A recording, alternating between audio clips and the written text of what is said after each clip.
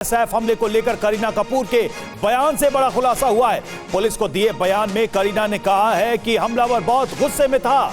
करीना कपूर ने यह बयान दिया, हमलावर बहुत क्रोध में था, गुस्से में था। हमलावर ने कोई सामान चोरी नहीं की और घर में ज्वेलरी सामने रखी थी। परिवार बचकर 12वें फ्लोर पर गया, ये करीना कपूर ने अपने बयान में बताया है। तो देखिए, इस बयान से और भी नई बातें सामने आ रही हैं।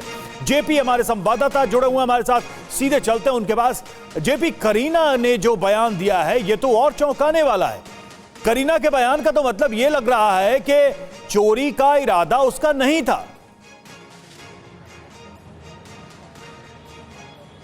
बिल्कुल रवि, देखिए, चोरी का इरादा नहीं था, ये करीना के बयान से बात साफ हो रही है। इसी बांद्रा पुलिस स्टेशन में जहां पर मैं मौजूद हूं, यहां पर करीना का बयान लिया गया और करीना साफ तौर पर कह रही है कि 16 तारीख की रात को क्या हुआ था। 16 तारीख की रात को वो 12वीं मंजिल पर थी। उसके बाद उसने आवाज़ सुनी, आवाज़ सुनने के बाद वो नीचे भागते हुए आई। करीब 2:15 बजे के आसपास नीचे आने के बाद उसने देखा कि एक व्यक्ति के साथ जो है सैफ अली खान की झड़प हो रही है और सैफ अली खान जो है काफ़ी ज़्यादा जो है उस व्यक्ति के साथ में जो है हाथापाई कर रहे थे। उसने वो हमला भी कर रहा था। एक जानकारी ये भी करीना के बयान से मिली है कि इस पूरे मामले में जो वहाँ पर काफ़ी सामान रखे हुए थे, लेकिन कोई भी सामान को जो है हाथ नहीं लगाया। वो आदमी बहुत गुस्से में था, बहुत डरावना था, बहुत ज़्यादा एग्रेसिव था, यानी आक्रामक था, और उस आदमी ने जो है सैफ के ऊपर हमला किया। और ये बात भी करीना के बयान में आई है कि किसी तरह से दोनों बच्चे यानी जय और तैमूर को 11वीं मंजिल से 12वीं मंजिल तक ले जाने में कामयाब रहा पूरा स्टाफ।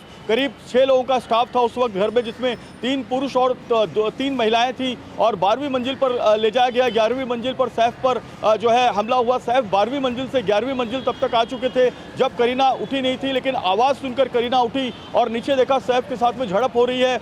वो व्यक्ति काले रंग का टी शर्ट पहना हुआ था, टोपी लगाया हुआ था। उस व्यक्ति ने सर पे गमछा बांधा हुआ था और गमछा बांधने के साथ में उस व्यक्ति ने जो है सैफ पर हमला किया और वो नीचे की तरफ भागा। ये बात करीना के बयान से सामने आ रही है।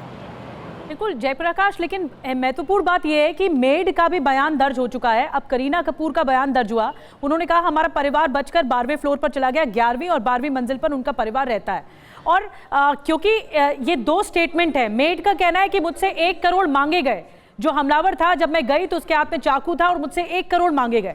करीना कपूर कह रही है कि ज्वेलरी को हाथ नहीं लगाया गया और कुछ नहीं मांगा गया। तो ये मायने क्या हैं करीना कपूर के बयान के?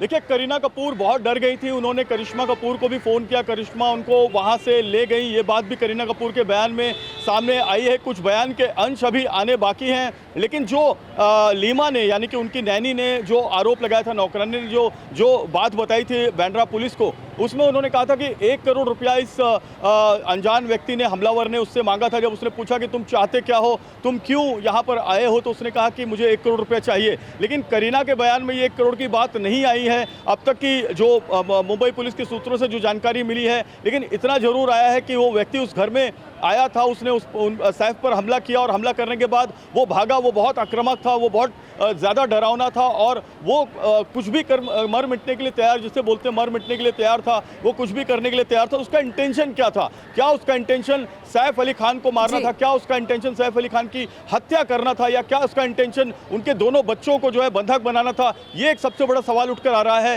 देखिए, कैजुअली जो है उसने ये बोला होगा नौकरानी को कि उसे 1 करोड़ रुपया चाहिए और वो अंदर घुसा होगा, लेकिन वो अंदर आया कैसे? इतनी हाई सिक्योरिटी का घर है, सैफ अली खान का डुप्लेक्स फ्लैट है, और इस डुप्लेक्स फ्लैट के अंदर वो आया कैसे? ये भी एक बहुत बड़ा सवाल है। शायद करीना के और आगे के बयानों में ये बात सामने आएगी। बिल्कुल जेपी, बहुत सारे सवाल हैं जिसके जवाब मुंबई पुलिस अपनी इन्वेस्टिगेशन में तलाशने की कोशिश कर रही है। हमारे साथ आप जुड़े रहिएगा। एक और बड़ी जानकारी निकलकर सामने आ रही है कि मुंबई पुलिस की पूछताछ हुई है ऑटो ड्राइवर से।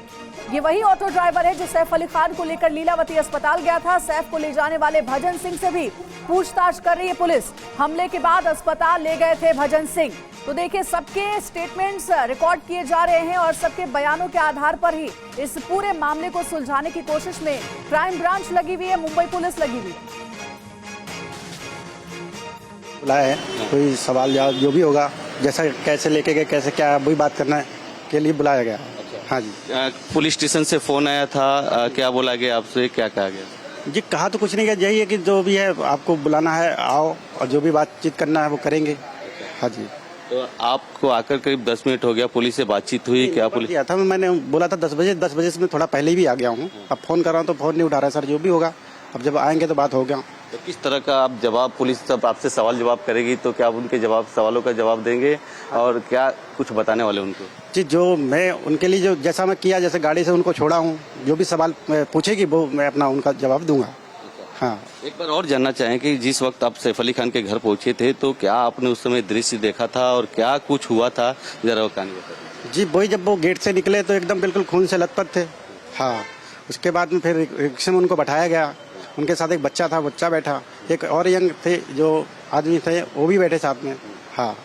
तो वो बैठ के तो फिर उनसे बात तलाब आपस में होती है कि किधर चले, लीलावती चले, होली फैमिली चले। तो मैंने फिर गार्डन पार करने के बाद उसके बाद मैंने चलो ठीक है जो भी है, तो बोले लीलावती चलो, तो मैं लीलावती लेके गया।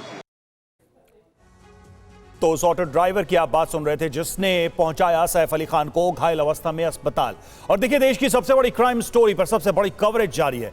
सैफ के हमले के पीछे कौन, हमलावर कहां से आया, हमलावर कौन था, अब से थोड़ी देर बाद सैफ पर हमले को लेकर बड़ा खुलासा टीवी 9 करने जा रहा है। बस थोड़ी देर बाद इस हमले को लेकर बड़ी जानकारी, बड़ी खबर हम आपको बताएंगे और टीवी 9 पर बस थोड़ी देर में खुलासा होगा कि हमले का असली मकसद क्या था। देश की सबसे बड़ी क्राइम स्टोरी पर टीवी 9 सबसे बड़ी पड़ताल कर रहा है।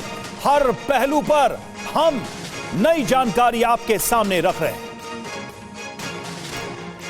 हर सामने आ चुके हैं इस पूरी क्राइम स्टोरी में। इनमें वो हैं जिसने हमला किया यानी हमलावर, दूसरा ऑटो ड्राइवर है जिसने सैफ अली खान को अस्पताल सेफली पहुंचाया और तीसरा वो डॉक्टर जिन्होंने सैफ का इलाज किया और उनकी जान बचाई।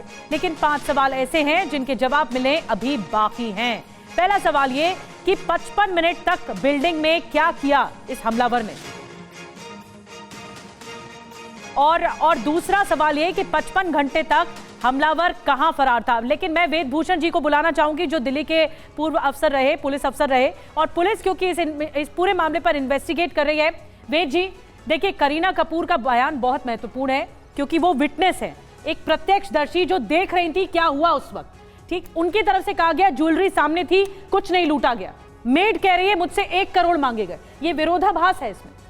देखिए निधि, पुलिस जो है क्यास और तुक्के और अंदाजे पे नहीं चलती, उसको एक लाइन चूज करनी पड़ती है। अब जो जिसकी बात आ रही है, स्टेटमेंट जो रिकॉर्ड किए गए हैं, सैफ के बयान भी किए गए हैं, करीना के किए गए हैं, लगभग 30 पर्सन्स हैं जो उससे जुड़े हुए हैं, उन सबके बयान लिए गए। अब पुलिस का काम है उनको कोरोबरेट करना, कोरोबरेट मतलब एंड क्या वो बयान दूसरे बयानों से मैच कर रहे हैं या कंट्राडिक्शन आ रही है उसमें, मतलब विरोधाभास पैदा हो रहा है, हिंदी में विरोधाभास। अब 1 करोड़ वाली बात आ रही थी, क्या 1 करोड़ मांगे गए या उन्होंने अपनी तरफ से ये स्टेटमेंट दिए?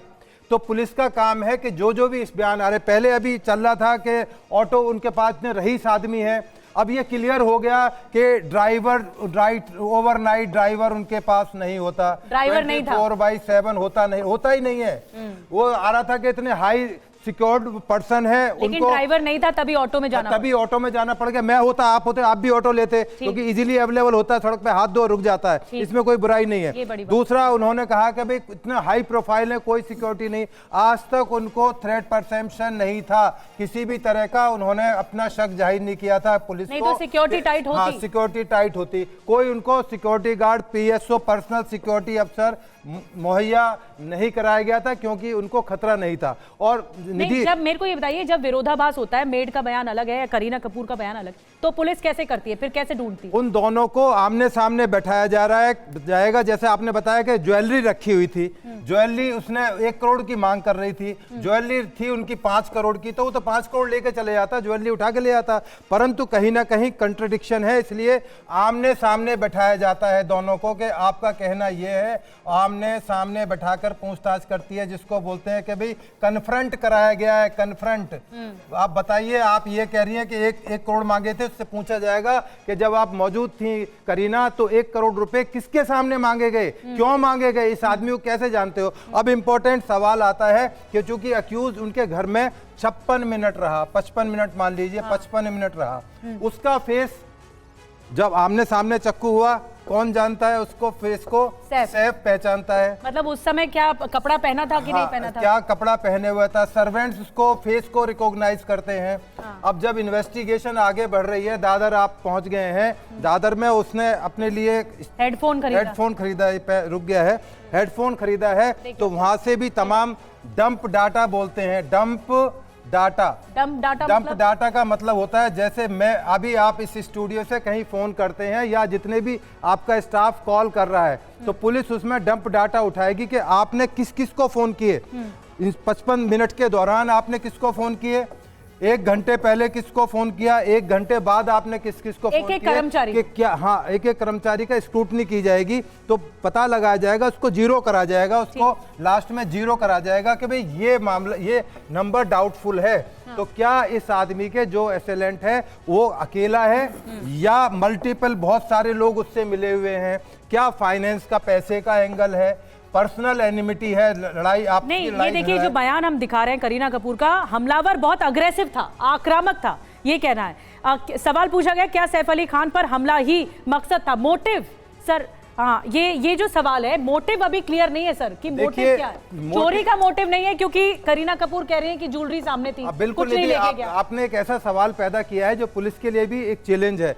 मोटिव एस्टेब्लिश करना, इसको एस्टेब्लिश करना पुलिस की पहली प्रायोरिटी है कि वो जो हमलावर था उसका उद्देश्य क्या था, क्या पैसे लूटने के लिए आया था या किसी से उसके इलिसिट रिलेशन थे इस बिल्डिंग में, XYZ कोई भी हो सकता है। उसकी जो पहली वाइफ है अमृता, उनका बेटा इब्राहिम नीचे वाले फ्लोर पर है। जब ये सारा हंगामा हुआ, इब्राहिम उनको ऑटो में क्यों नहीं था, उसका छोटा बेटा तैमूरी उसके साथ था। तो ये ऐसी सुलझी गुत्थी है और जब तक ये मोटिव आप एस्टेब्लिश नहीं कर होगा तब तक इस को सुलझाना, मतलब मंशा बहुत बड़ी बात वेद जी ने बताई है और मंशा बहुत इंपॉर्टेंट थी कि मंशा क्या है, मोटिव क्या था इस क्रिमिनल का अंदर दाखिल होना, और क्या ये वाकई क्रिमिनल था, इसकी हिस्ट्री क्या है, ये सब पुलिस खंगाल रही है। कुछ इंफॉर्मेशन अंजलि के पास भी है, चलते उनके पास। बिल्कुल, देश की सबसे बड़ी क्राइम स्टोरी पर सबसे बड़ी कवरेज TV9 भारतवर्ष आपको दिखा रहा है और मैं TV9 के स्पेशल इन्वेस्टिगेशन स्टूडियो में हूं। सैफ केस में एक और खुलासा हुआ है। TV9 सैफ केस में संदिग्ध का एक और CCTV फुटेज भी सामने आया है। संदिग्ध ने हमले के बाद अपने कपड़े भी बदले हैं। 16 जनवरी की सुबह का CCTV फुटेज है जो कि आपको हम दिखाएंगे भी। तो ऐसी कई तस्वीरें इस आरोपी के सामने आई है जिसमें वो लगातार कपड़े बदलता हुआ नजर आ रहा है। ये देखिए, ये इस वक्त जो आप तस्वीर देख रहे हैं ब्लू कलर की शर्ट में ये नजर आ रहा है। तो संदिग्ध के CCTV फुटेज कई पुलिस ने जारी किए हैं, कैप्चर हुए हैं अलग अलग जगहों पर। एक फुटेज में वो ब्लू कलर की शर्ट में नजर आ रहा है, एक फुटेज में वो पीली रंग की शर्ट में नजर आ रहा है। तो एक CCTV वो भी फुटेज है जब सैफ अली खान के घर में ये चोर दाखिल हो रहा था। इसके कंधे पर एक बैग था और बताया जा रहा है कि इसने जूते चप्पल कुछ नहीं पहने थे, दबे पांव ये किसी तरीके से 12वें फ्लोर पर, जो कि सैफ अली खान का फ्लैट है जहां पर, उनके घर में दाखिल होता है। तो अब पुलिस जुटी हुई है कि आखिर ये जो शख्स दिख रहा है, जो संदिग्ध शख्स दिख रहा है, जो कि माना जा रहा है कि सैफ अली खान के ऊपर हमला किए जाने वाला ये शख्स हो सकता है, अब इसे पकड़ने के लिए पुलिस अलग अलग जगहों पर छापेमारी कर रही है ताकि इसे पकड़ा जा सके। सैफ के हमलावर को लेकर के जो जानकारी सामने आ रही है कि उसके भागने की जो क्रोनोलॉजी है, सैफ की बिल्डिंग सदगुरु शरण में घुसकर सबसे पहले उसने हमला किया है। हमले के बाद ऑटो पकड़कर बांद्रा रेलवे स्टेशन आया, बांद्रा से ट्रेन पकड़कर दादर इलाके की दुकान में वो गया और दादर में एक मोबाइल शॉप जाकर हेडफोन्स खरीदे उसने। दुकान से दादर टर्मिनल पहुंच करके बताया जा रहा है कि ये आरोपी वहां से भाग निकला। बिल्कुल, ये सारी जानकारी देखिए एक एक करके हमने आपके सामने रखी है। भूपेश जी, 2 चीजें हैं, अब मैं चाहूंगा कि जरा इसको भी आप बताइए हमारे दर्शकों को कि इस पूरे मामले में एक एंट्री होती है, एग्जिट होती है क्रिमिनल की, तो फॉरेंसिक लिहाज से चूंकि आप उसके एक्सपर्ट हैं, क्या क्या सबूत ये अपराधी अपने पीछे छोड़ के गया होगा और वो इस केस में अहम होंगे? क्या वो फिंगरप्रिंट्स होंगे, जैसा मोबाइल डेटा की बात की जा रही है, अभी सर डंप डेटा की बात कर रहे हैं, वो होगा, या फिर कोई और भी चीज हो सकती है, उसने जो वेपन यूज किया वो, क्या क्या अहम कड़ियां हो सकती हैं फॉरेंसिक के लिहाज से जो जांच में महत्वपूर्ण है? देखिए, सबसे पहले रवि जी, जो पॉइंट ऑफ एंट्री और एग्जिट की जैसे हमने बात की, तो फिंगरप्रिंट और फुटप्रिंट वहाँ पे हमें बहुत ज़्यादा महत्वपूर्ण है ये देखने के लिए। और जो क्राइम वेपन यूज़ किया गया है, जो उस पर भी फिंगरप्रिंट, जो उसका पार्ट वहाँ पे पड़ा हुआ होगा, अगर वो टूट गया था, वो 2.5 इंच अंदर घुस गया था, तो बाकी का पार्ट अगर वहीं था उस पर भी फिंगरप्रिंट मिल सकते हैं। इसके साथ ही साथ जैसा कि सर ने बताया कि डंप डेटा वो बहुत ज़्यादा ज़रूरी है इस समय। और इसके अलावा जो बॉडी स्ट्रेचर है, जो हमें CCTV फुटेज में दिखाई दे रहा है कि वो किस तरीके से जो है वो चल रहा है, किस तरीके से वॉक कर रहा है, सीढ़ियों से उतर रहा है, उसका बॉडी की हाइट कितनी है, ये सारी चीज़ें उतनी ही महत्वपूर्ण हैं उसको पकड़ने के लिए। और मुझे लगता है कि ऐसे केस में पुलिस बहुत जल्दी संदिग्ध को पकड़ लेगी। पर जैसा कि पहले भी यहाँ पे दिख रहा था कि मैंने पहले भी बताया था कि मोटिव कुछ और था, यहाँ पे मोटिव सिर्फ बर्गलरी नहीं था, क्योंकि सिर्फ एक बैग लेकर और 1 करोड़ की मांग करना और इतनी ज्वेलरी सामने, अब जैसा कि करीना जी के बयान से भी सामने आया, वो जो उसने वार किए हैं वो वार बहुत ही जानलेवा थे और वो उसी वार करने की नीयत से शायद वो वहाँ आया भी था। तो आप कह रहे हैं कि हमला करने की नीयत से आया था, ये भी हो सकता है। लेकिन अब इस पूरे मामले में चूंकि एक कानूनी तौर से भी समझने की जरूरत है। विकास गुप्ता जी, अब सवाल ये है कि जो मोटिव की बात कही जा रही, आप कुछ समझ पा रहे हैं? दो बयान हमने दिखाए, एक तरफ जो डोमेस्टिक हेल्प और दूसरी तरफ करीना कपूर के बयान। मोटिव को लेकर कंफ्यूजन हो रहा है, यहाँ पर समझ में नहीं आ रहा चोरी करने या फिरौती के मकसद से आया था, सैफ अली खान पर गुस्से में वार करने के मकसद से आया था। आप इसमें क्या देख पा रहे हैं मोटिव के लिहाज से? रवि, अगर दोनों के आपके सूत्रों से जो खबर मिल रही है कि करीना कपूर के स्टेटमेंट और उनके जो डोमेस्टिक हेल्प है उसके स्टेटमेंट में इज अ ह्यूज कॉन्ट्रडिक्शन। क्योंकि अगर आप बर्गलरी के लिए, चोरी के लिए आप आ रहे हैं या हत्या के लिए आ रहे हैं, तो आप 55 मिनट तक एक हाउस के इनमेट से क्या डिस्कशन करते रहेंगे? बिल्कुल। क्या आप नेगोशिएट करेंगे कि मुझे 1 करोड़ रुपए दे दीजिए? अगर कोई चोरी के इरादे से आ रहा है तो वो तो जो से जो सामान मिलेगा वो उसको लेकर के जाएगा। जितनी जल्दी आई डोंट थिंक कि वो कोई 50 मिनट बैठ करके कोई बिजनेस की नेगोशिएशन थोड़ी ना होनी है। इसलिए दोनों के स्टेटमेंट में इतनी भारी कॉन्ट्रडिक्शन है।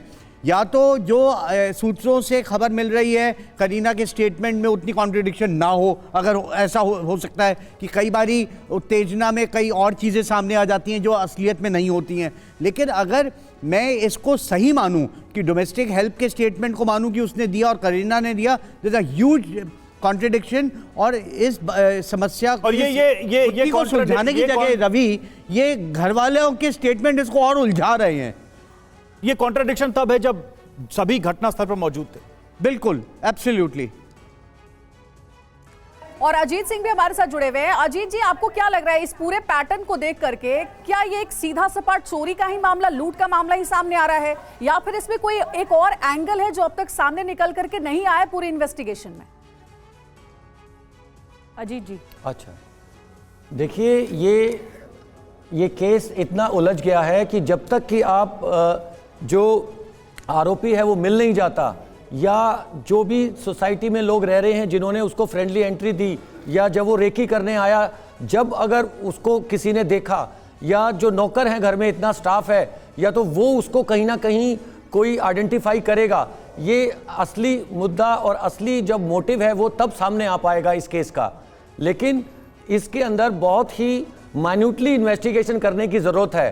पुलिस अपना काम कर रही है, वो ठीक है, वो सब कुछ चलेगा, वो वैसा ही होना है। लेकिन अगर कोई भी आदमी प्राइवेटली अगर इस काम को करना चाहेगा, वो अंदर से चीज़ें निकाल पाएगा उसके अंदर कि सोसाइटी में क्या इन्फॉर्मेशन है इसके बारे में, जो उनके नौकर हैं उनके पास क्या क्या इन्फॉर्मेशन है इनके बारे में, वो चीज़ें बहुत धीरे धीरे ही निकल के आएंगी। जी, बड़ी बात आप कह रहे हैं अजीत जी कि अब धीरे धीरे निकलकर ये चीज़ें सामने आएंगी। बड़े खुलासे लगातार हो रहे हैं, ये बहुत बड़ी क्राइम स्टोरी है। और अब ये जानकारी, क्योंकि बहुत सनसनीखेज मामला है, सेलिब्रिटी से जुड़ा मामला है, इसलिए पुलिस भी हर कदम फूंक फूंक के रख रही है। जो बांद्रा वेस्ट का इलाका है वहाँ से भी कई लोगों से जानकारियाँ ली गई। एक बड़ी खबर और मिल रही है, हमले के बाद हमलावर ने खरीदा था हेडफोन। देखिए, लगातार हम आपको बता रहे हैं, और दादर की मोबाइल की एक शॉप से हेडफोन खरीदा गया था। दादर की मोबाइल दुकान में TV9 पहुंच चुके हैं और TV9 भारतवर्ष ने उसी मोबाइल शॉप पर वो पहुंचे हैं। गिरीश जो है हमारे सहयोगी, वो पहुंचे इस मोबाइल शॉप पर। CCTV से आरोपी के दुकान में आने की पुष्टि हुई है। जो CCTV आप देख रहे हैं इसमें दिख रहा है दादर में ये दुकान है मोबाइल एसेसरीज की, और ये 16 तारीख की यानी सुबह ही ये आया है। जिस रात को ये वारदात हुई उसके बाद ये आरोपी, ये हमलावर सुबह पहुंचा है इस मोबाइल शॉप पर, जो कि CCTV में सामने आए हैं। और ये CCTV बहुत अहम है सुबह 9:04 के करीब का ये सीसीटीवी बताया जा रहा है। कुछ और इंफॉर्मेशन डिटेल में रवि दे रहे हैं। बिल्कुल, इस मामले से जुड़े 10 बड़े अपडेट हम आपके सामने रखने जा रहे हैं। अब तक क्या क्या हुआ है तो देखिए, अब तक का हमलावर की 4 तस्वीरें सामने आ गई। दूसरा अहम अपडेट यह है कि हमलावर ने दादर की दुकान से हेडफोन खरीदा था। तीसरा बड़ा अपडेट, तस्वीरें भी सामने आ रही हैं साथ साथ में, 55 घंटे बाद भी हमलावर का सुराग नहीं मिल पाया है। चौथा अपडेट, पुलिस की 35 टीमें हमलावर की तलाश में जुटी हुई हैं। पांचवा अपडेट यह है कि सैफ को अस्पताल ले जाने वाले ऑटो ड्राइवर से पूछताछ की गई है। छठा अपडेट आपके सामने, अब तक घरेलू स्टाफ समेत 30 लोगों के बयान दर्ज किए जा चुके हैं। सातवां अपडेट, सैफ के घर के पास से कुछ ड्रग से जुड़े लोगों से भी पूछताछ की गई है। आठवां अपडेट, सैफ के हमलावर की तरह दिखे या उसकी तरह नजर आ रहे 2 संदिग्धों से पूछताछ की गई है पुलिस के द्वारा। नौवां अपडेट, संदिग्ध शाहिद का वर्सोवा में चोरी करते हुए वीडियो सामने आया है। 10वां अपडेट, पुलिस ने अब तक दोनों संदिग्धों को क्लीन चिट नहीं दी है। तो ये सारे अपडेट है। विकास जी, आपके पास मैं आना चाहूंगा। अगर हम एक इन्वेस्टिगेटिव जर्नलिस्ट की नजर से हम देख रहे हैं इस पूरे केस को, तो 2 बातें समझ में आ रही हैं। या तो इस हमलावर की प्लानिंग बहुत अच्छी थी कि इतनी सिक्योरिटी को धोखा देकर वो अपार्टमेंट के अंदर घुस के हमला करके सफलतापूर्वक निकल गया। 56 घंटे हो चुके हैं, वो पकड़ में नहीं है। या फिर ये बहुत ही सुसाइडल अटेम्प्ट था किसी भी क्रिमिनल का कि वो ऐसी सेलिब्रिटी के घर जाता है, उस पे जानलेवा हमला करता है और ये सोचता है कि मैं बच जाऊंगा। इसको कैसे देखा जाए? ये 2 एंगल इस अपराध की जो साइकोलॉजी है उससे जुड़ी हुई दिखाई दे रही है। रवि, बहुत इंपॉर्टेंट बात है कि जिस तरह से एंट्री हुई है, और अभी पुलिस ड्यूटी बाउंड नहीं है कि जनता प्रेस रिलीज करे। मुझे कहीं ना कहीं ऐसा आभास सा ये होता है कि ये जो इंट्रूडर आया है इस घर में, उसकी फ्रेंडली एंट्री है and he is known to the people there.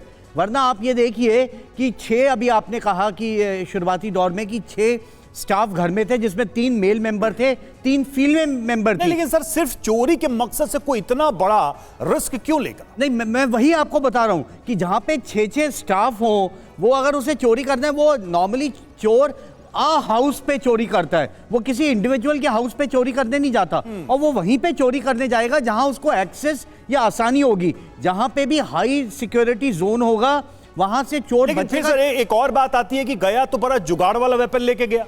मतलब अगर दूसरे इंटेंशन की बात करें कि वो हमला करने के मकसद से गया हो, तो बड़ा जुगाड़ वाला वेपन था। मतलब वो कोई ऑफिशियल वेपन या उस तरह का जो कहते हैं प्रोफेशनल वेपन नहीं था। रवि, पर ऐसा कोई ऐसा उनका वक्तव्य भी नहीं आया है हाउस मेट्स का या हेल्प का कि वो उसने फोर्सफुल एंट्री करी हो, जबरन उस दरवाजे को, जो बायोमेट्रिक या हाई सिक्योरिटी लॉक्स होते हैं, उनको कैसे तोड़ा गया है या उसको कैसे ब्रेक किया गया। ठीक है, कई सारे पेच है, कई सारे पेच है। एक बड़ा अपडेट आ रहा है, अंजलि के पास चलेंगे उस अपडेट को जानने के लिए। Over to you Anjali. बिल्कुल, एक बड़ी अपडेट आ रही है। मुंबई पुलिस लगातार हमलावर की तलाश में जुटी हुई है और बताया जा रहा है कि सीसीटीवी फुटेज खंगाल रही है पुलिस, साथ ही मैनुअल सोर्सेज से पहुंचने की कोशिश कर रही है। 2000 मोबाइल टावर के रिकॉर्ड खंगाले गए हैं। खार से बांद्रा तक के टावर से लोकेशन ट्रेस किया जा रहा है। सीसीटीवी में पुलिस को बड़ी लीड मिली है। तो ये बड़ी जानकारी सूत्रों के हवाले से मिल रही है कि सीसीटीवी फुटेज को देख करके पुलिस को एक बड़ी लीड मिली है। लगातार लोकेशन को ट्रेस करने की कोशिश की जा रही है कि आखिर आरोपी कहां छिपा बैठा है। हमारे साथ हमारे सहयोगी जेपी जुड़े हुए हैं, उनका रुख करेंगे। जेपी, बड़ी जानकारी मिल रही है कि पुलिस को एक बड़ा क्लू मिला है और अलग अलग सीसीटीवी फुटेज के आधार पर अब लग रहा है कि आरोपी तक जल्दी पहुंच जाएगी पुलिस।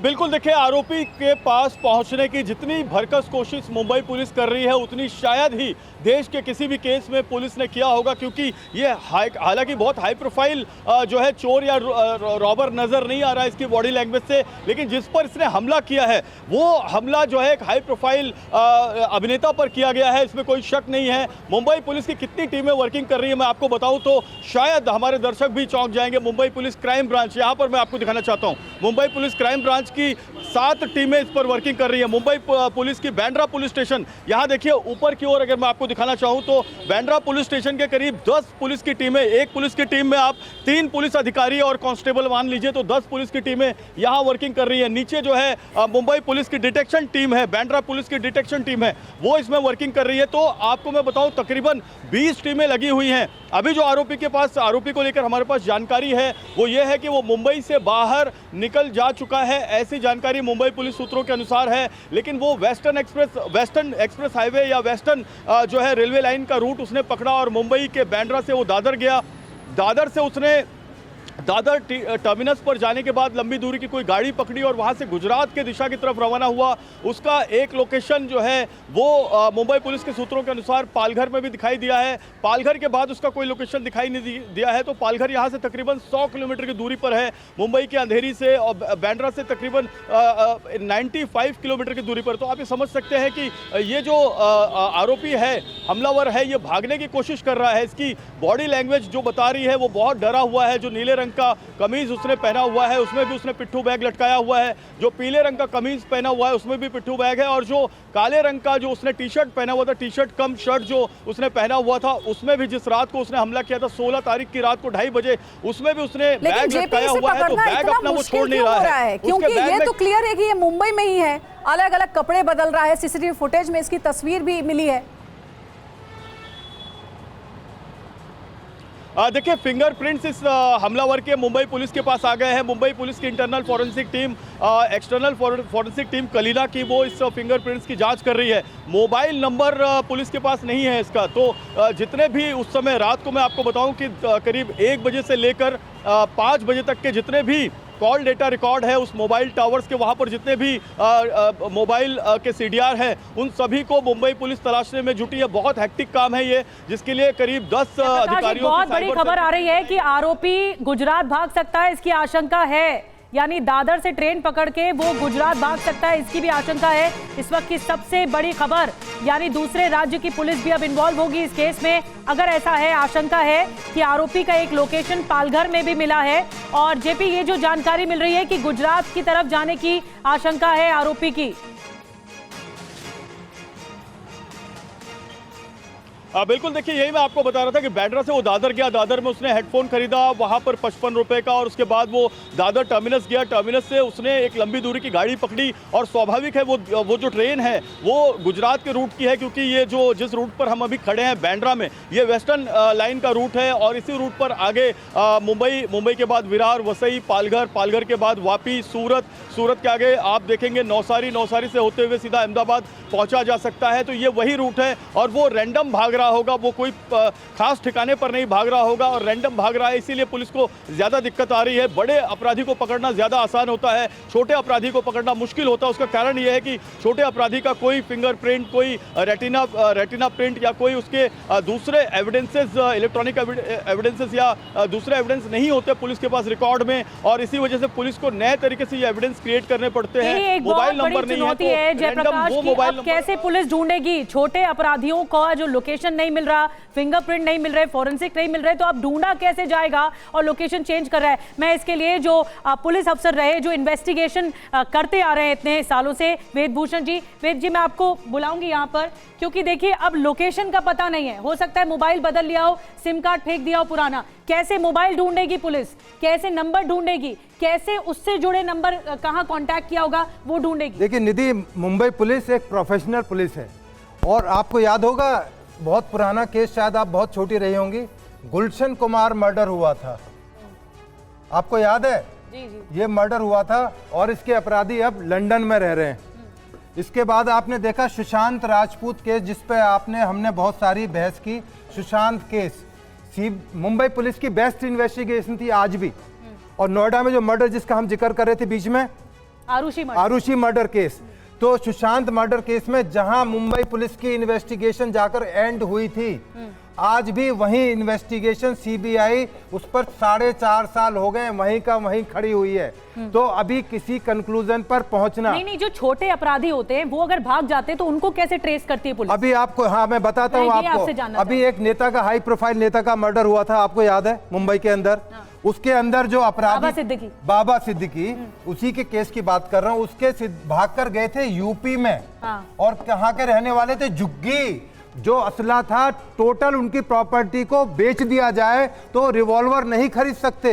तो उनके लिंक कहीं ना कहीं से इसका लिंक भी लग रहा है कहीं जुड़ा हुआ है। अभी नहीं कह सकते, आपको लग रहा है? प्रीमेच्योर होगा कहना। क्योंकि अभी जो यदि इतना हाई प्रोफाइल गैंगस्टर होता तो उसके हाथ में भी ग्लॉक पिस्टल होती और वो जिसको भी शूट करना चाहता था, नौकरानी को, सैफ को, करीना को, तैमूर को, वो शूट आउट करके निकल जाता। तो इस तरह का हाई प्रोफाइल एक्यूज प्राइमरीली नहीं लग रहा है। क्योंकि कभी भी जो आप अभी क्यास लगाए जा रहे थे कि लॉरेंस गैंग, फला गैंग, उन्होंने ये करवा दिया। लॉरेंस गैंग के शूटर्स के पास में हमेशा हाई प्रोफाइल केस पे रहते हैं, हाई प्रोफाइल शूटिंग अरेंजमेंट अभी इस केस पे ही रहते हैं कि इस केस में गुजरात भाग सकता है, यानी अब फिर वहां पे राज्य पुलिस से भी कांटेक्ट किया जाएगा। हाँ बिल्कुल, राज्य पुलिस, स्टेट पुलिस की जिम्मेदारी है, उनको कॉन्फिडेंस में लिया जाएगा, उनको बताया जाएगा कि इस तरह का हुलिया है, इस तरह के हुलिये के जितने भी, क्योंकि इसमें सबसे जो जिस पर डाउट जा रहा है इस तरह की शक्ल के आज साइंटिफिक दुनिया में रहते हैं, उसका जो फेस है, उस लड़के का जो फेस है,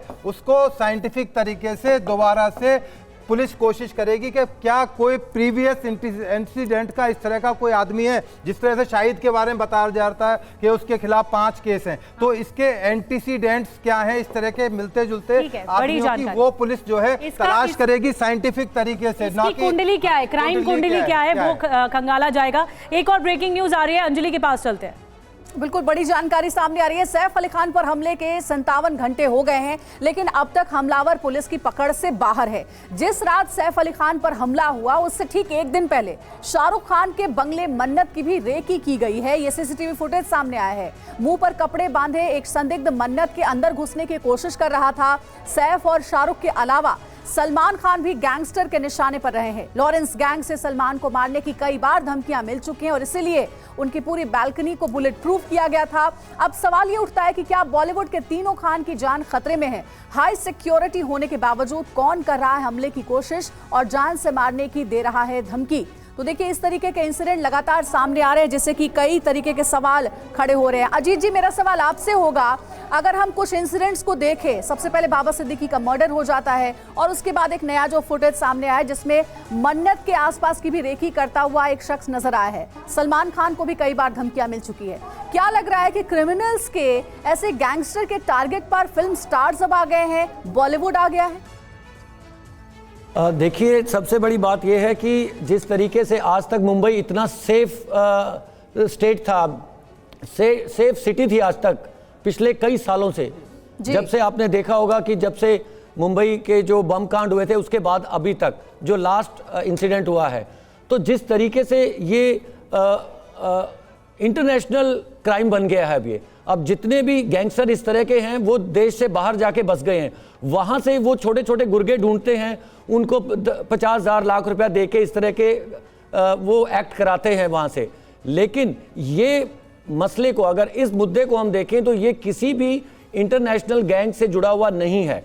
ये आदमी का कोई भी ट्रैक रिकॉर्ड, मुझे पर्सनली लगता है कि इसका कोई भी क्रिमिनल रिकॉर्ड नहीं निकलेगा।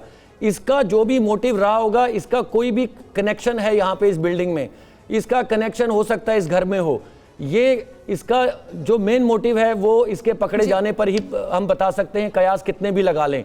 लेकिन जिस तरह से मुंबई की सेफ्टी के जो प्रश्न उठने लग गए हैं, जिस तरीके से मुंबई में आज इस तरह की हरकतें होने लग गई हैं, ये मुंबई के लिए एक बड़ा खतरा बनता जा रहा है और इन चीज़ों को यहाँ पर दबाना पड़ेगा, इन चीज़ों को ख़त्म करना पड़ेगा, जिसके मुंबई जो एक सेफ सिटी कहलाती है वो फिर से सेफ सिटी का उसको दर्जा मिले।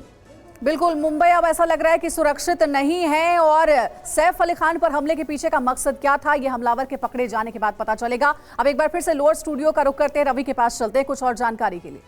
और देखिए, सैफ अली खान पर इकलौता ये मामला नहीं है हमले का जिसकी गुत्थी नहीं सुलझी है।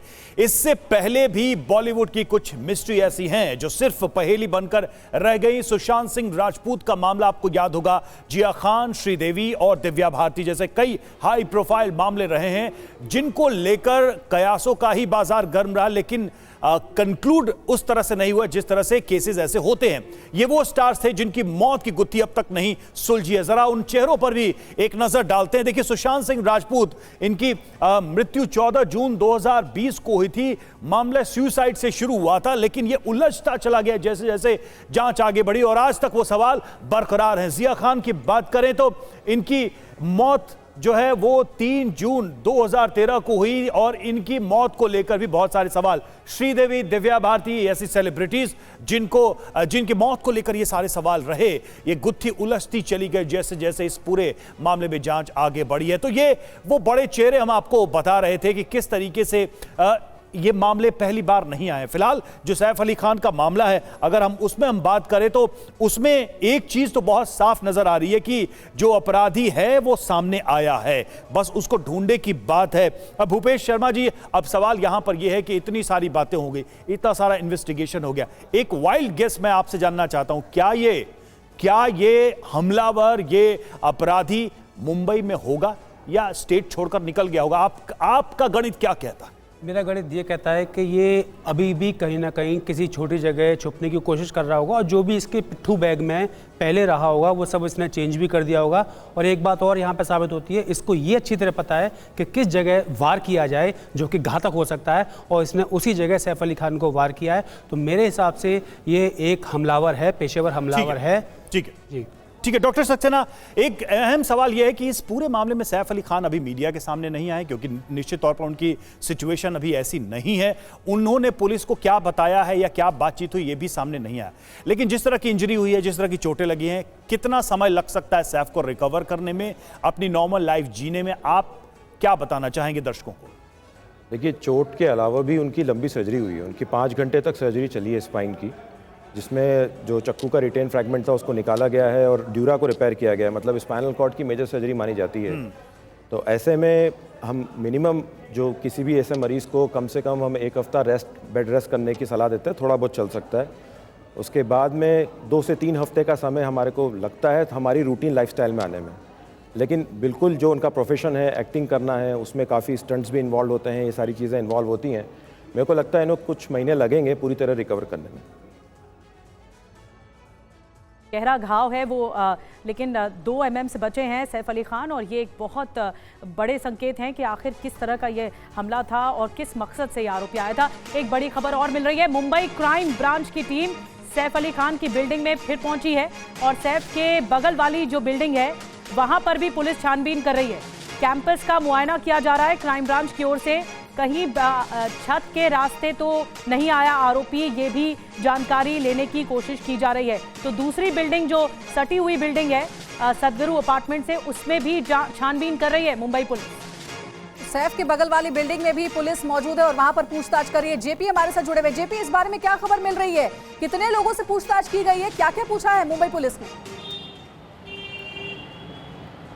देखिए, लगातार पूछताछ का सिलसिला लगातार जारी है। आज तीसरा दिन है और मैं आपको बताऊं कि 16 तारीख की रात को ये घटना हुई है और तब से लेकर अब तक मुंबई पुलिस शांत नहीं बैठी है। सदगुरु शरण जो बिल्डिंग है लिंक रोड खार वेस्ट में, वहां के आसपास के इमारतों में भी मुंबई पुलिस तफ्तीश कर रही है। आसपास के इमारतों की सोसाइटी के सिक्योरिटी गार्ड से पूछताछ हुई है। वहां पर फेरी का धंधा लगाने वाले फेरी वालों से पूछताछ हुई है। 15 लोगों को उठाया कल रात को मुंबई पुलिस ने, उसको बांद्रा पुलिस स्टेशन में ले आई और इन 15 लोगों से काफी देर तक पूछताछ हुई। इसमें कुछ ड्रग एडिक्ट है, कुछ ड्रग पेडलर है, कुछ फेरी वाले हैं, कुछ सिक्योरिटी गार्ड है और कुछ आसपास रहने वाले इन्फॉर्मर्स हैं। सभी से पूछताछ की जा रही है। इस हमलावर की फोटो बिल्कुल, यानी लगातार पूछताछ की जा रही है, सुराग तलाशे जा रहे हैं। इस अपराधी तक पुलिस को पहुंचना ही है क्योंकि काफी दबाव इस वक्त मुंबई पुलिस के ऊपर है।